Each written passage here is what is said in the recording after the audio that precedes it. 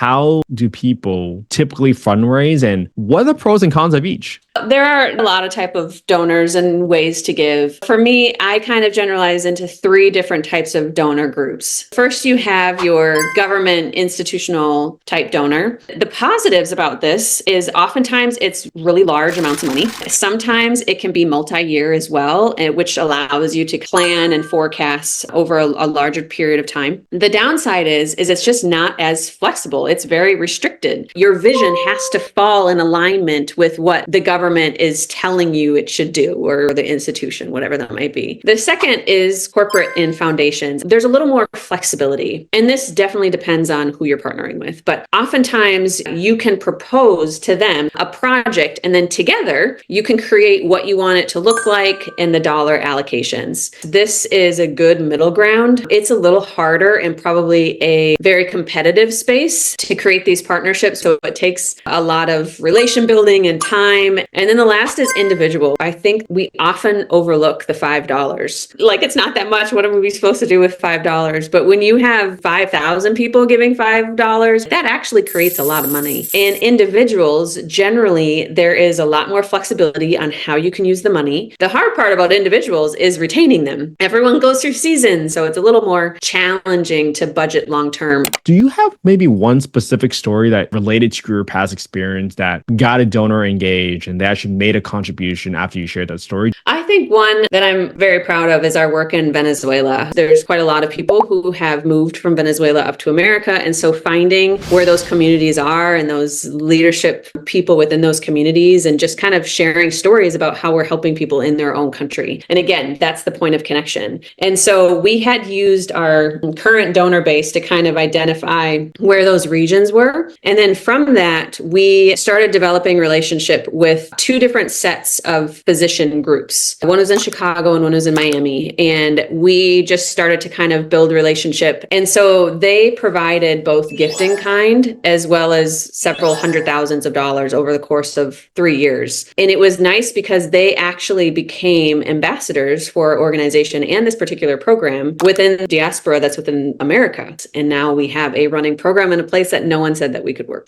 Okay, welcome to another episode of Affordable Housing and Real Estate Investing. Today, we got one of my favorite people in the world, Jen Aintablian. She has done so much work in the nonprofit space. She has raised tens and tens of millions of dollars for some of the biggest humanitarian causes that you can possibly think of. And I am so blessed to have her on the podcast. She's been one of our co-hosts in a few different sessions, but this is so important because I think we really want to devote a certain portion of the podcast towards folks building a particular skill, right? Properties can't be taken away from you anytime, but the skills that you develop and experience that you get, it can never be taken away from you. And learning how to raise capital or attract donations to whatever cause that you are so passionate about, for example, affordable housing, I think that's going to be such an important skill for you to develop. So today, I'm happy to bring on Jen onto the podcast today. Jen, how are you doing today? I am doing great. I'm excited to be on. Thanks for having me. Well, I've been looking forward to this conversation for literally weeks. You know how long I've been trying to schedule this call with you, but I know this is going to be so valuable for our entire community and all of our audience members because you bring real experience from, you know what, let me not take that away from you. Tell us a little bit more about your background and what even inspired you to kind of get into the fundraising for nonprofits. Sure. Well, I am a humanitarian. And if you don't know what that means, that's okay. Because most times that's where I get started to ask questions.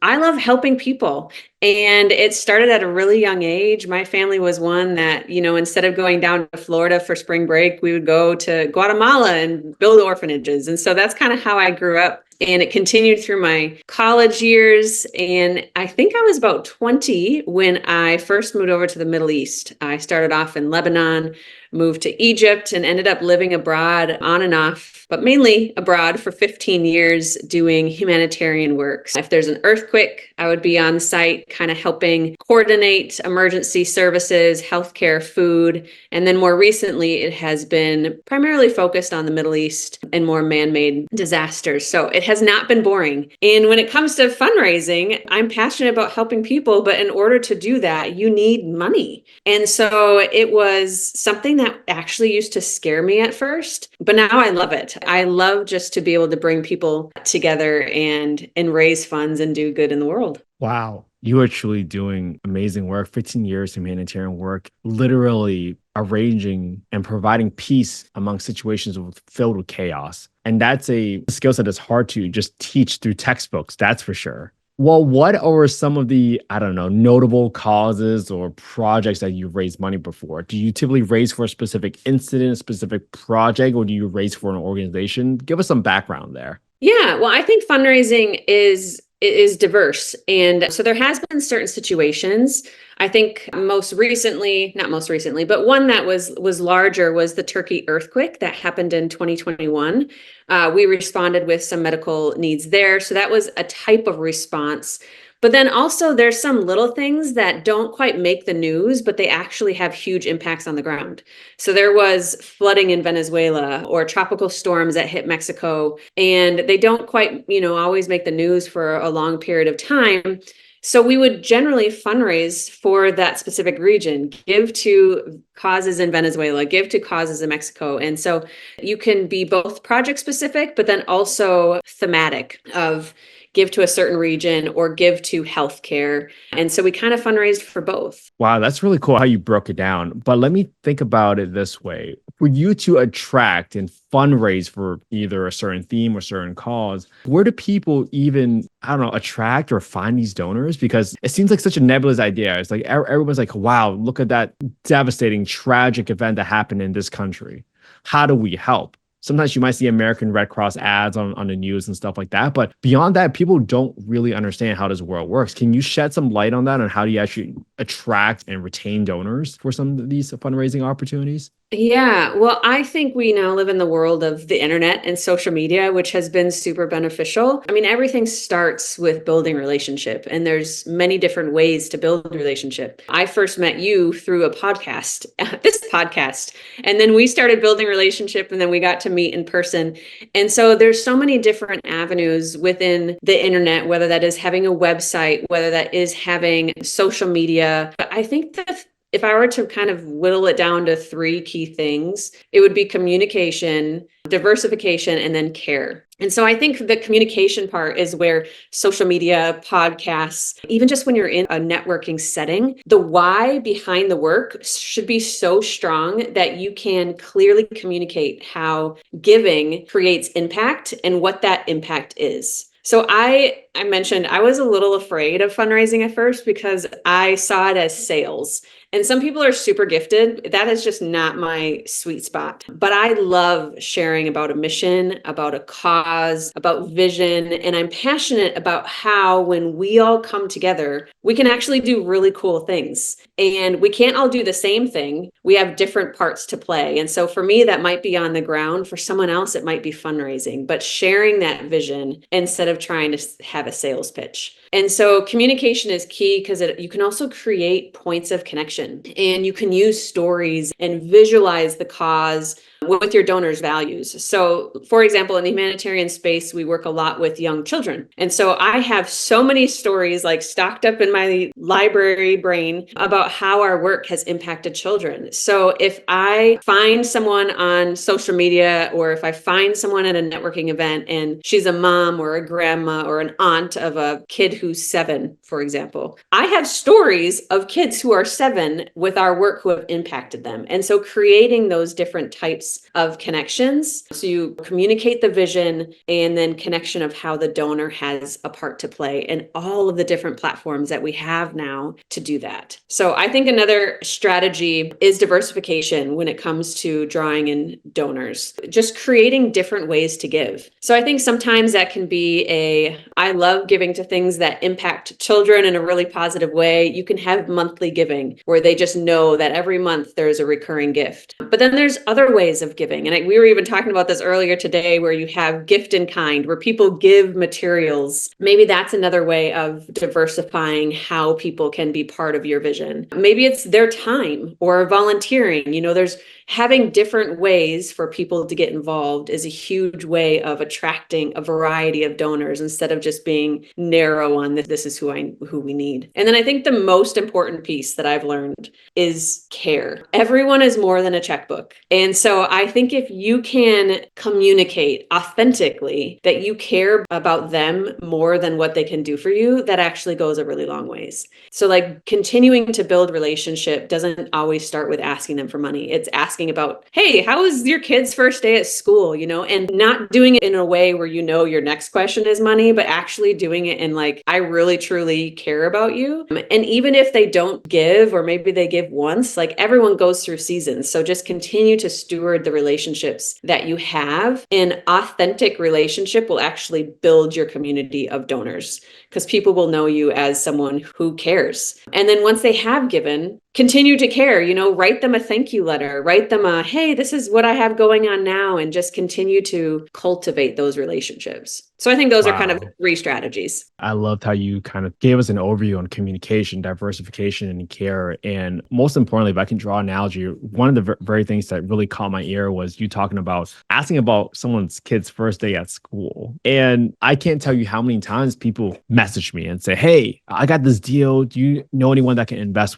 in this deal or lend me money? I was like, why don't you just try to be friends with people first and be friends, genuine friends? And I think that's what really kind of caught my attention when you said it, because sometimes people forget so many times that genuine relationships are most important in business. You got to build up foundation to develop the level of trust. When I hear that Jen has been on the ground, living in tents, serving so many people in humanitarian efforts in the Middle East, I know from those years of experience, you don't just do that because you're doing it for fun. You do it because you genuinely care. And people can see your experience. And I think if people can just take the time to think about, hey, what is your reputation right now? Well, if it's not the best, you know what the good news is? You can start changing it tomorrow. And you don't start changing it tomorrow just by talking the talk. You got to walk the walk. You got to do the work. You got to show people that you can be consistent in alternating people's perspective, even if you don't have a good reputation. And if you have a great reputation already, then make it even more exceptional. And I think that brand carries with you towards whatever ventures you do, whether that's affordable housing, whether that's you raising money for more research, for cancer research, or raising money for more humanitarian efforts to help with disaster relief. All of these things all come together based on your own branding. And I hope you guys can see why I brought Jen on, because she is truly someone I admire. I respect a ton because she actually walks the walk. She's also so giving because she comes on this podcast and shares exactly with all of you a piece of the world that you never really knew about, right? Who knew that you can,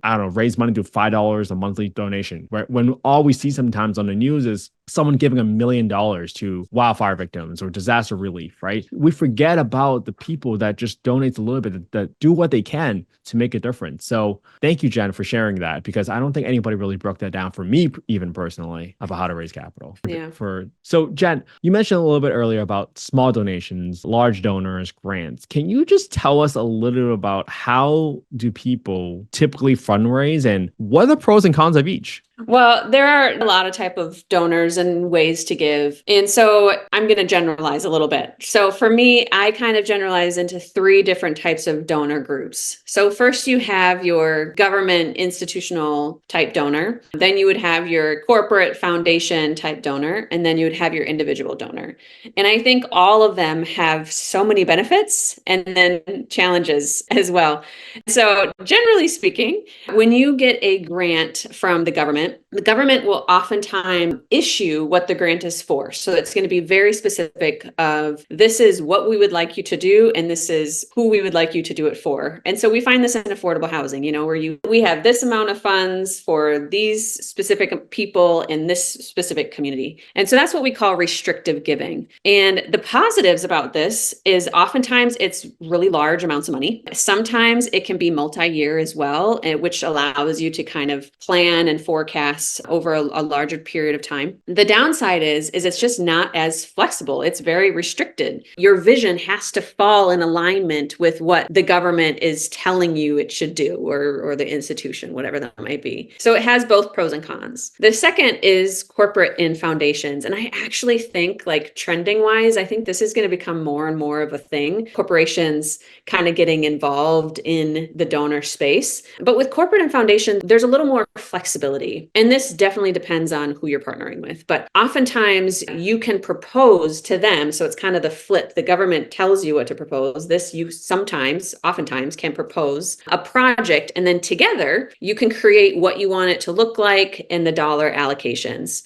And so I kind of think that this is a good middle ground. It's a little harder and probably a very competitive space to create these partnerships with corporations and foundations. So it takes a lot of relation building and time and probably some other grants under your belt before you can get to this stage, but it is a really nice kind of middle space. And then the last is individual, which I totally agree with you. I think that we often overlook the $5. Like, it's not that much. What are we supposed to do with $5? But when you have 5,000 people giving $5, when you have, I think there was one time I was working for an organization and we had over 200,000 individuals who were giving small amounts, probably under $100 or less. Like, that actually creates a lot of money. And individuals, generally, there is a lot more flexibility on how you can use the money.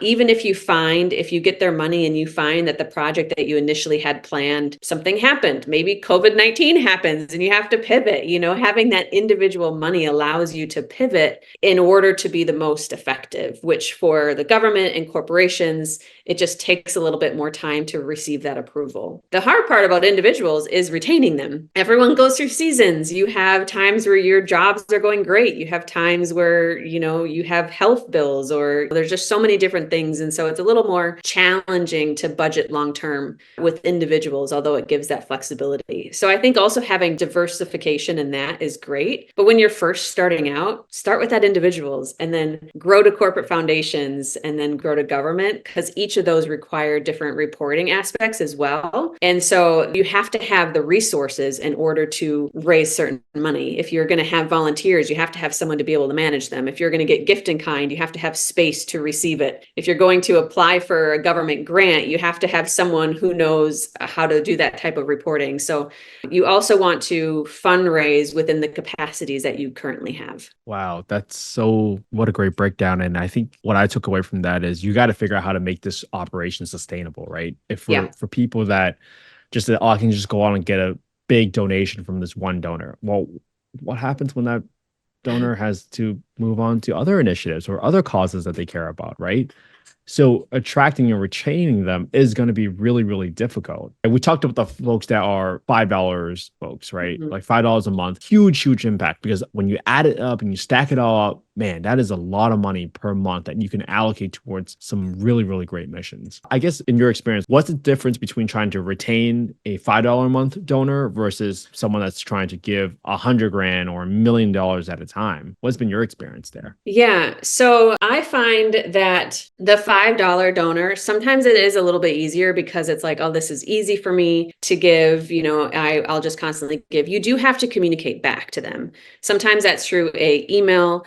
Sometimes that's through even just a video on your social media saying thank you to all of our monthly donors. But oftentimes the individual $5 donor gets grouped with other individuals. It's hard to respond to them individually because of their gift versus the time it takes to respond to them individually. And something that I used to do, this was like 10 years ago, we didn't have as many individual donors, but we probably had 2,000.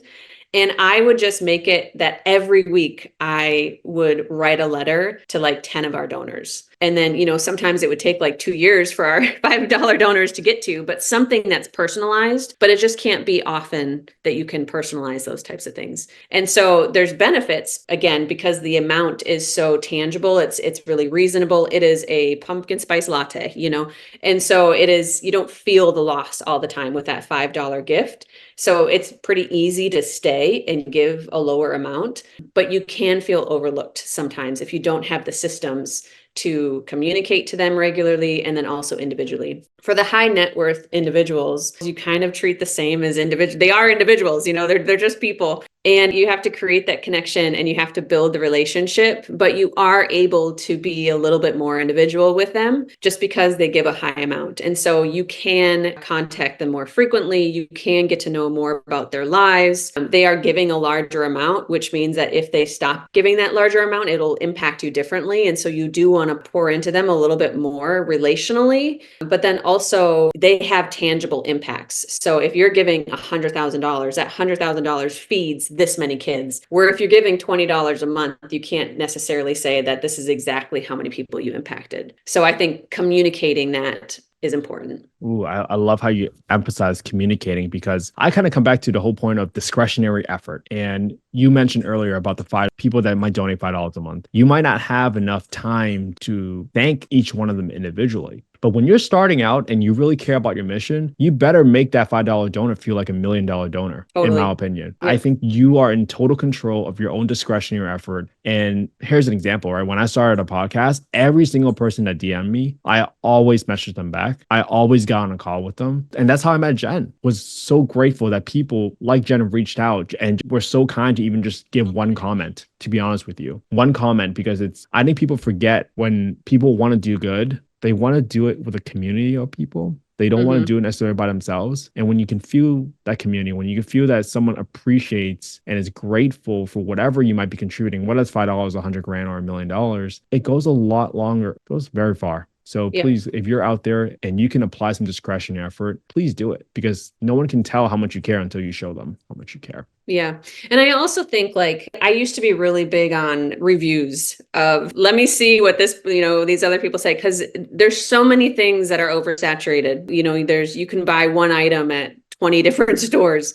And so it is relying on individuals' reviews is what our world kind of functions on in some aspects. And so I think that also comes back to what you're talking about with brand, of if you are known as someone who, cares about that individual and you have the capacity or even the systems to be able to reach out, those people could all reach out to 7 more people and build your community. And so I just don't think that you should ever underestimate kindness and just really treating people with care. All right. Well, I want to get a little bit more tactical with this stuff. And maybe a good way or a good question to ask you is like in the whole concept of attracting donors, right? Eventually you have to make an ask. Like, I bet there's people out there right now that's thinking, Jen, is there a magic question that you ask or a magic phrase that you say that actually has them like, hey, here's my credit card, or here's my finance manager, he's going to wire the money? Is there such a thing as a magic question that you ask that helps you close the deals or helps you close the donations? Yeah. Ironically enough, I don't know. I think it's probably 50% where I actually have been asked. And so there probably 50% of the time I ask for money.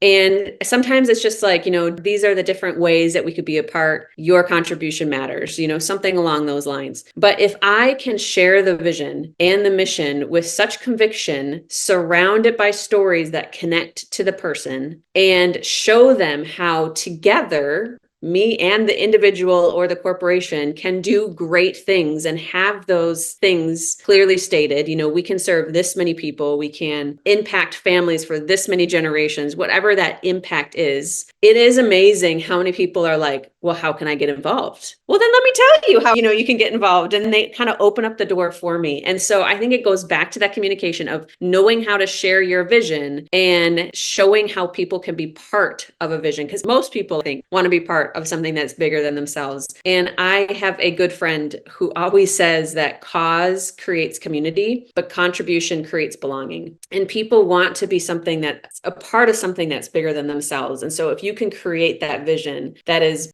bigger than themselves, most people are going to want to belong and make the world a better place. Wow, I just got goosebumps when you said that. But literally, I think that makes so much sense. And I always think about how people say, hey, luck is when preparation meets the opportunity. It's not that someone is just going to give you a handout or give you a donation. There was all this preparation and all these experiences that Jen went through, real life experiences, accumulating all of those stories so that she can present them in a way that clearly delineates the impact from the contribution that a donor might make. When you're having and you're sharing all these stories, Jen, what kind of questions do you even get from the donors, right? Do you get challenging questions? Do you get questions that people want to get a little bit more clarity around what the impact of the dollar is going to make. Tell us a little bit about some of the questions that you typically take, because I want the audience to really feel prepared when they go and make an ask. They have already thought about all these questions that might come their way. So it's no longer luck. It's because they were prepared for the opportunity. Yeah, I think there are a lot of people who want to know that their money went to a person, went to a family. At the end of the day, in order to help a family, there's a lot of soft costs or administration costs that are just not as fun to give money to. It is not fun to give money to turn on the lights in a building. It's not fun to give money to permit fees that it costs to do whatever, like that's just not as cool or exciting. And so a lot of times a strategy is to say X amount of money equals X amount of income. Giving $30 gives someone food for a month in this particular country would be an example that we would have, which is also crazy to think about with American inflation and our cost of food, but that's another story. But, it's like $30 could get you this, but then also being transparent of like $30 also covers the cost that it takes to fill up the car to actually go distribute the food. $30 also covers the cost of the person on staff that actually buys the food. And just kind of being transparent. Some people don't care about that level of detail. Some people do. And so kind of sensing where that person is, but that is oftentimes a question, especially in the nonprofit space, because there are charity navigator or places that kind of rate you as a charity. Some of the questions that are asked is how much goes to admin? And in the humanitarian space, oftentimes if you have more than 20% going to admin, it's kind of just looked upon not very well. You want 80% going to like the people and programs and then 20% or less going to admin costs. And so having that be transparent on your website, like having that breakdown for those who do ask, because especially if you are a nonprofit and having money go towards a cause, people want to make sure that that's actually where the money's going to and not salary or other things. So I think that's probably the number one question I get asked is a breakdown of that. And then the way you broke that down, I guess to clarify, $30 a month feeds this child for a month, right? So included in that might be administrative costs, right? Correct. Or not, as long as you're fully transparent about it so that people understand what's going to happen. Because I think most people understand you got to pay for electricity bill. Yeah. But sometimes people just don't like to give to that. It is interesting where you will get asked like, well, I only want my money to go here, or I only want it to go there. And sometimes you just have to work with those people. And this even happens with government grants. Sometimes government grants don't want to pay for, an office building. And so then it's like, okay, well, then how am I going to cover that cost with individual givers, which are more flexible, and then keep the grant focused on what they told me to spend on? So it can get a little bit tricky, but having that be transparent on a website or something where you can direct donors to help answer those questions is always helpful. Okay, got it. And then maybe one of the ways you overcome those potential concerns is, do you have separate bank accounts? Like this donation can be applied towards admin, or this bank account can be only applied towards causes specifically that's non-administrative.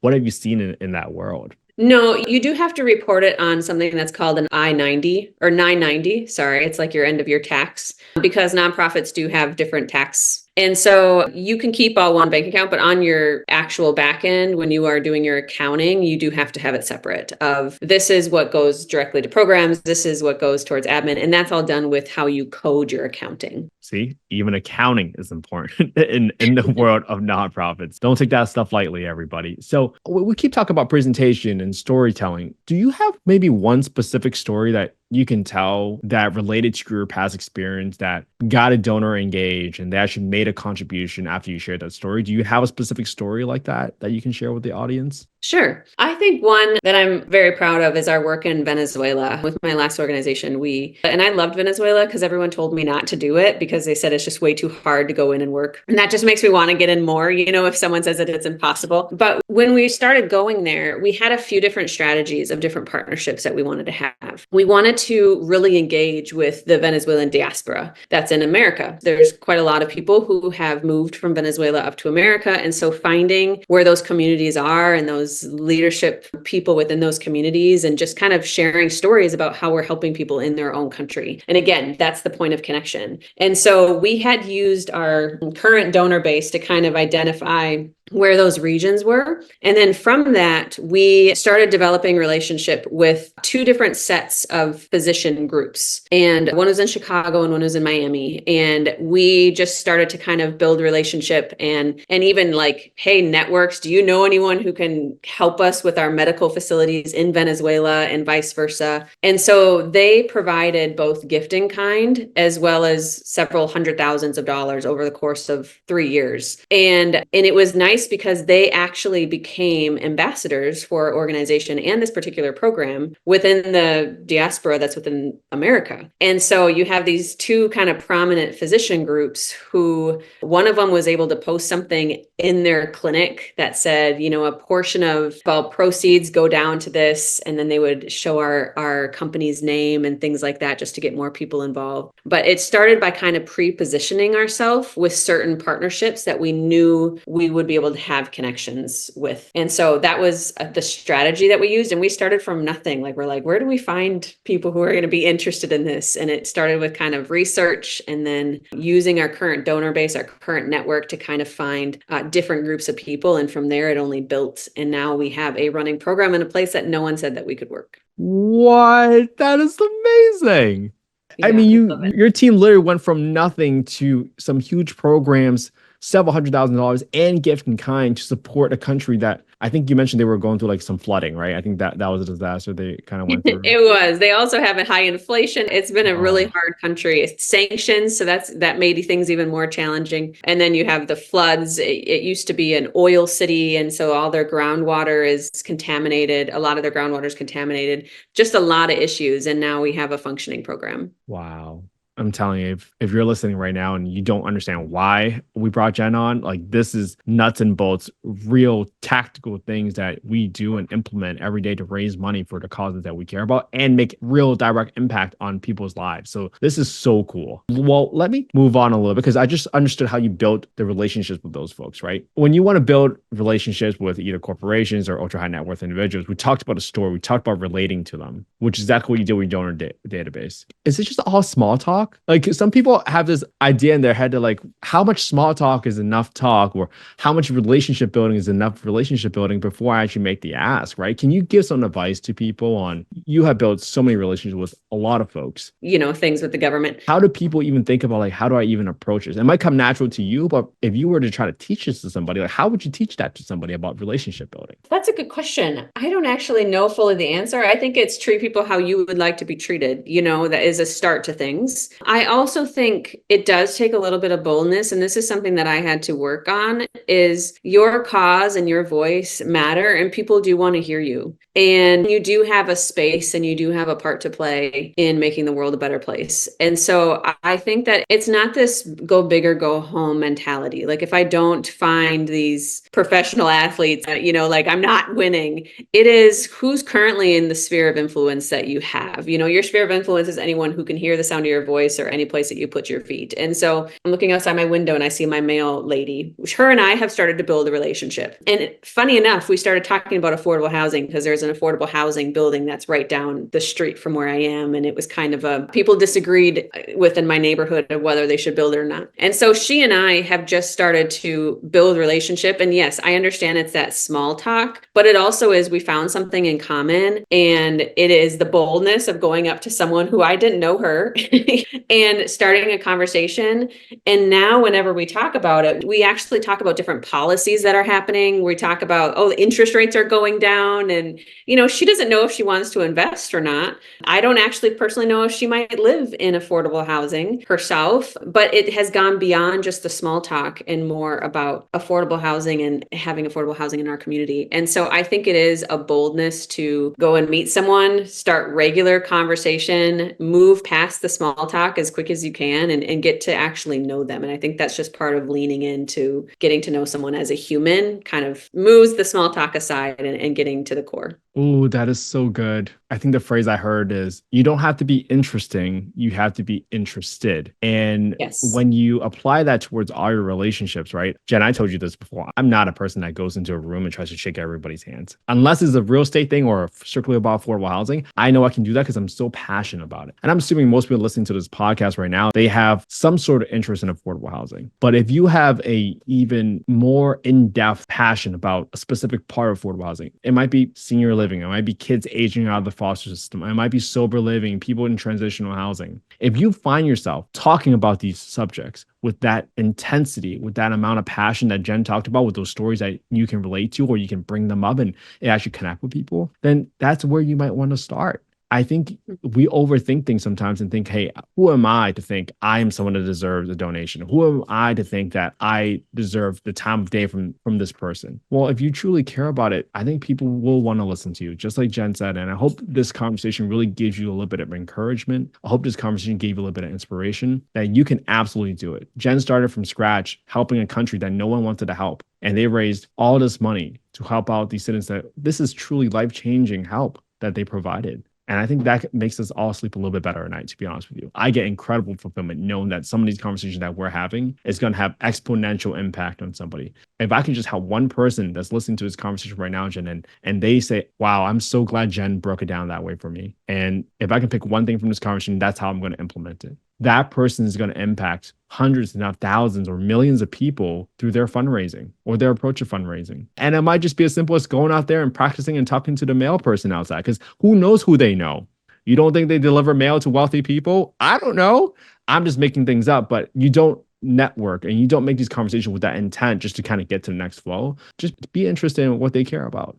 And you'll be surprised by how many more friends and deeper relationships that you build in your life. I think that's so true. Caring about people, that's where it all starts. All right. Well, help me bust some myths, Jen. Like, are there any other like common misconceptions that people have about nonprofit fundraising? What do you think? Well, I think it was part of what I had of like fundraising is scary, or I don't want to be that person who asks for money, or people don't want to give. And I think those are all false. I don't think fundraising is scary. I think it is relationship building, and so relationship building isn't scary.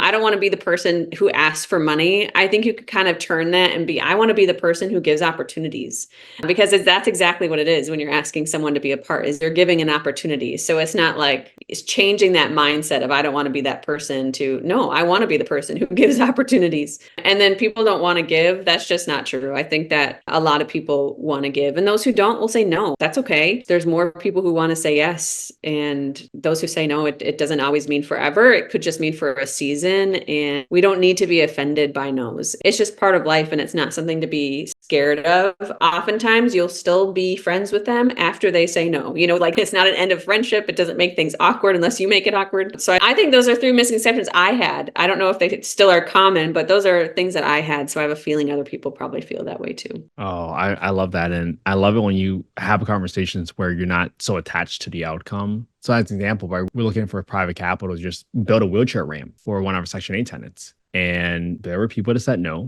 but then someone said yes. And someone decided to fund the deal. And I could not be more grateful for that person decided that they also care about the cause, right? We always tell people all the time, you're not going to get the highest returns in affordable housing. That doesn't necessarily mean it's a bad investment. That doesn't necessarily mean it's not a good investment on a risk-adjusted basis, but you might get higher returns on a Bitcoin. And full disclosure, this is not investment advice. We're not soliciting any investments or donations on this podcast. We're just simply showing you that there are people out there that you can relate to. And you are supposed to get a no. You're supposed to get no's. Once you overcome it and you're comfortable with that no that's coming your way, the next time you get that yes, you're going to be like, oh, what just happened? All right. But because you listen to this podcast with Jen, you would feel prepared for that yes, because it might not come as a surprise to you anymore, because you understood how to communicate, how to share your vision, how to care about the other folks. And now it's just not a surprise anymore. As I would say, it's just as expected, right? When you care about something so deeply, you're probably going to enroll somebody in your mission, in your cause, in your belief, in your desire to help other people. And you might find some of your best friends, just like I found Jen, in your life going forward. And these are some of the richest relationships that you can ever have in your life. So I'm so grateful you came onto this podcast today, Jen. I truly. Yeah. Well, how about fundraising events? Have you ever organized a fundraising event before? in person or virtual or? I haven't ever organized one. I've been a part of them, Okay. Yeah. but yeah, but I've never organized. Maybe if I can direct the question to like, what does a well-run fundraising event even look like? Like,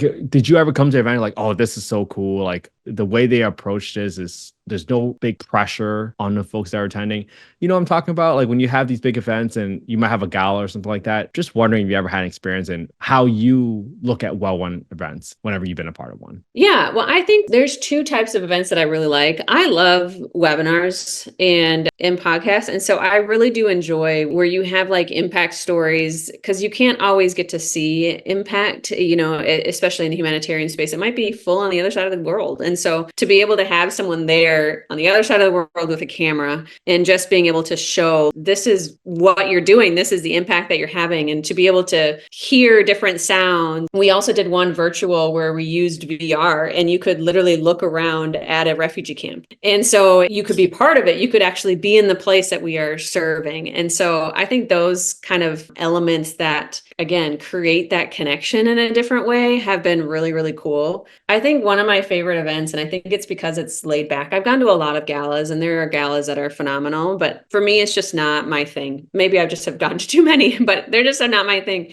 But I went to one where, and they were athletes, basketball players. And so, they had different resources than what other people have.